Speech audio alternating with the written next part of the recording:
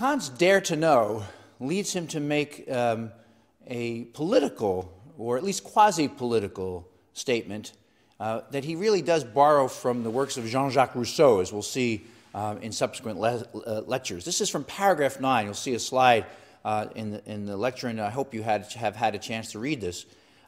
Kant writes, "The touchstone of everything that can be concluded as a law for a people lies in the question whether the people could have imposed such a law on itself." A law would be legitimate only if people would impose that law on themselves. That is the foundation of democracy.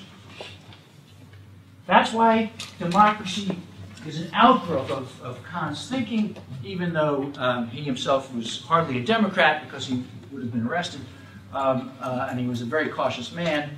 But would people impose the law on themselves?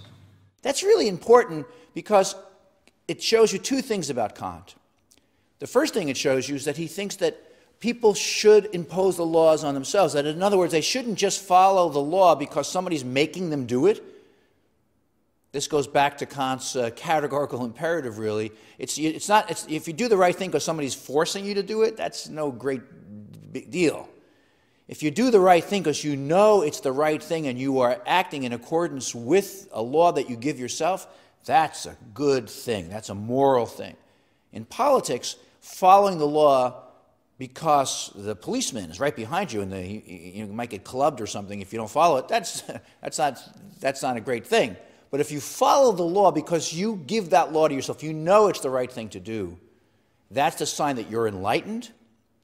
Rousseau will say, as we'll see later on, that's a sign of your freedom, that you're obeying a law that you give yourself. The other thing to notice about this in Kant is that for Kant, it's really important that you will follow the law. In other words, he doesn't think that when you dare to know and you're independent as a thinker, that you're going to go wild and crazy.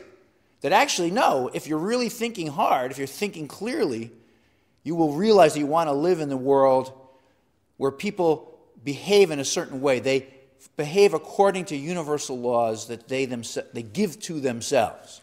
I mean, in simple terms, if you're stopped at a traffic light and there are no police around and there's no one else around, but you don't go through the red light because you decide you want to live in a society where people obey the rules, then you're Kant saying free, and you're enlightened. You're thinking for yourself.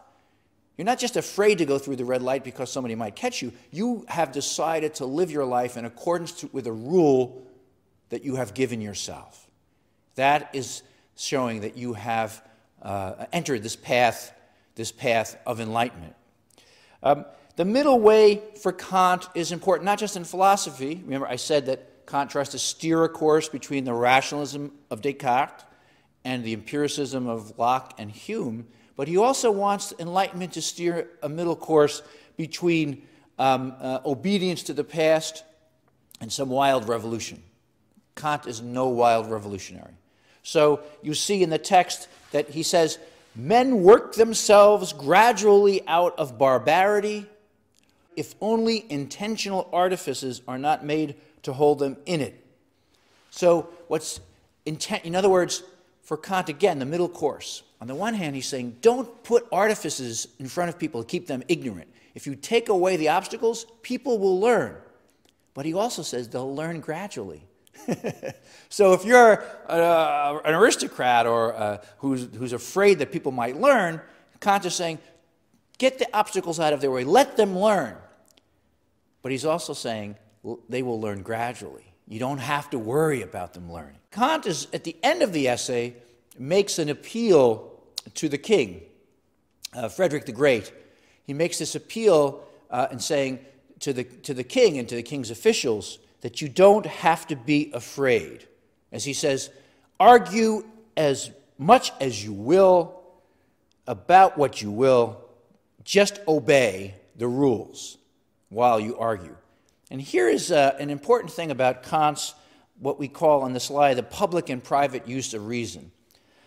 Kant says that we, in our private use of reason, what it is in our capacity where we are obeying an official above us, an officer of the state, of the army, somebody who is our boss, and as he calls that our private use of reason, we actually can be limited. We have to obey the people who give us orders.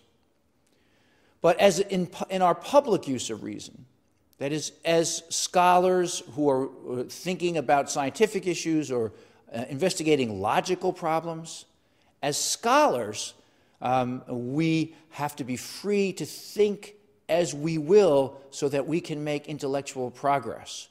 Again, Kant is steering a middle course. He's telling the officials, don't worry, we will obey you insofar as we have pledged to serve you. If you're my boss, I'm going to obey you. I can think about whether your order is rational, but I will obey you because that is my obligation. But if I write about this in the public sphere, then I should think clearly and logically whether you're right or wrong. Again, obedience on the one hand, freedom on the other.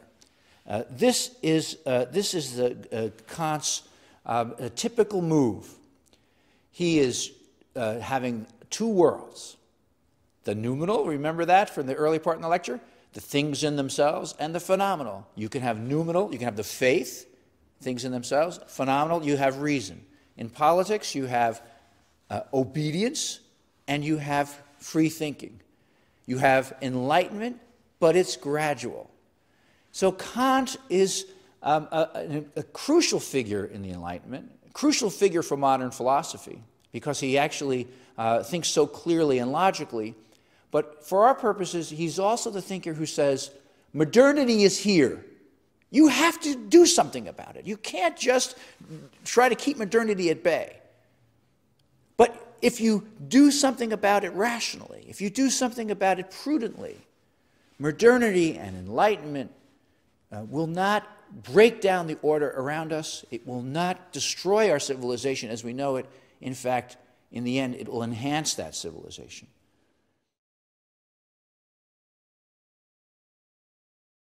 So, as we conclude with Kant, I have to remind you that Kant was an extraordinarily complex thinker, and we're just scratching the surface of his thought in this lecture and in this course.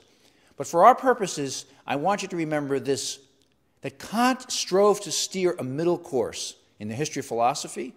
That is, he wanted to preserve a concern with the ideal as well as the real.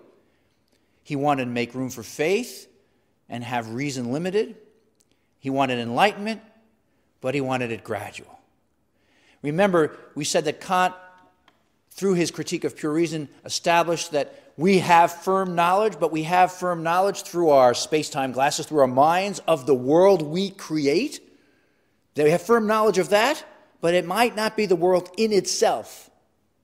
The phenomenal world of which we have knowledge is different from the noumenal world, which is what we just believe in with the simple faith of the common peasant or the common person. Kant also said that you should dare to know, use your reason, don't be immature for your whole life. But he said when you dare to know and you leave your immaturity, you will do so gradually. You'll still obey orders. You won't wreck the whole society. Enlightenment is something we can encourage, but it's not something that will destroy the world as we know it, Kant said, with really hope. A middle course. He embraced modernity because he didn't think modernity would go too quickly.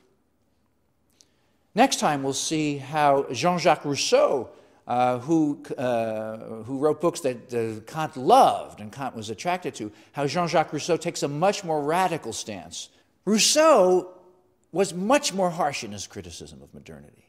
Rousseau was willing to say that modernity was a tremendous mistake and that we had to find a cure for modernity, not a way of encouraging its gradual development.